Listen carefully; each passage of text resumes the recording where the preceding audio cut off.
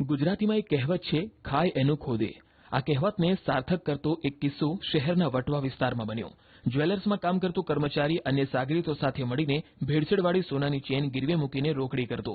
જો કે જ્વેલર્સ માલિકને જાણ થતાં પોલીસ ફરિયાદ નોંધાવતા 2 આરોપીઓની ધરપકડ કરી વધુ તપાસ હાથ ધરી છે. ઉલ્લેખનીય છે કે આરોપી જગદીશ માળી વટવામાં આવેલ ઝાંઝર જ્વેલર્સમાં નોકરી કરે છે.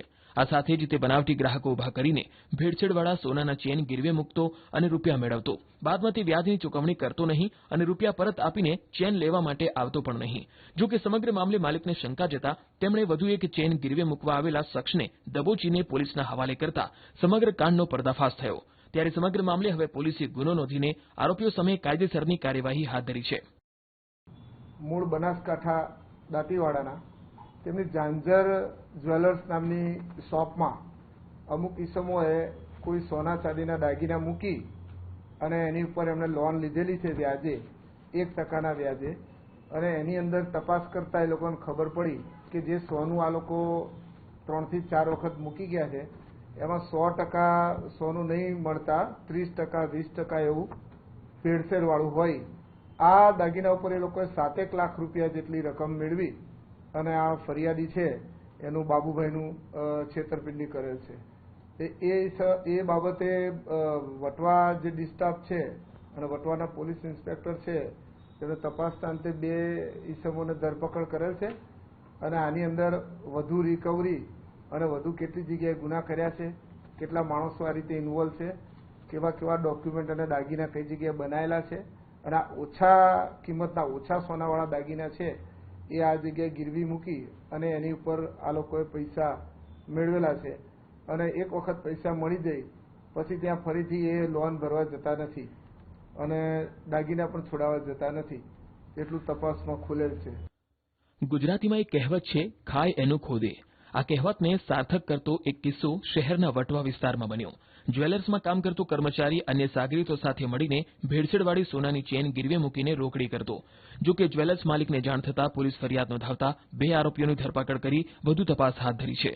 ઉલ્લેખનીય છે કે આરોપી જગદીશ માળી વટવામાં આવેલ ઝાંઝર જ્વેલર્સમાં નોકરી કરે છે. આ સાથે જ તે બનાવટી ગ્રાહકો ઉભા કરીને ભેળસેળવાળા સોનાના ચેન ગીરવે મૂકતો અને રૂપિયા મેળવતો. બાદમાં તે વ્યાજની ચૂકવણી કરતો નહીં અને રૂપિયા પરત આપીને ચેન લેવા માટે આવતો પણ નહીં. જો કે સમગ્ર મામલે માલિકને શંકા જતા તેમણે વધુ એક ચેન ગીરવે મૂકવા આવેલા શખ્સને દબોચીને પોલીસના હવાલે કરતા સમગ્ર કાંડનો પર્દાફાશ થયો. ત્યારે સમગ્ર મામલે હવે પોલીસે ગુનો નોંધીને આરોપીઓ સામે કાયદેસરની કાર્યવાહી હાથ ધરી છે. મૂળ બનાસકાંઠા દાંતીવાડાના તેમની ઝાંઝર જ્વેલર્સ નામની શોપમાં અમુક ઈસમોએ કોઈ સોના ચાંદીના દાગીના મૂકી અને એની ઉપર એમણે લોન લીધેલી છે વ્યાજે 1% વ્યાજે, અને એની અંદર તપાસ કરતા એ લોકોને ખબર પડી કે જે સોનું આ લોકો 3 થી 4 વખત મૂકી ગયા છે એમાં 100% સોનું નહીં મળતા 30%, 20% એવું ભેળસેળવાળું હોય. આ દાગીના ઉપર એ લોકોએ 7 લાખ રૂપિયા જેટલી રકમ મેળવી અને આ ફરિયાદી છે એનું બાબુભાઈનું છેતરપિંડી કરેલ છે.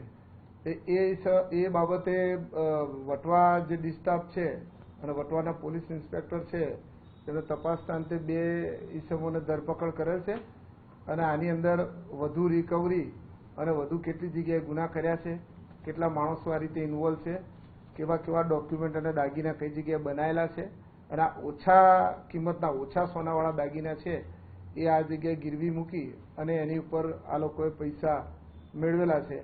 અને એક વખત પૈસા મળી જાય પછી ત્યાં ફરીથી એ લોન ભરવા જતા નથી અને દાગીના પણ છોડાવવા જતા નથી. એટલું તપાસમાં ખુલેલ છે.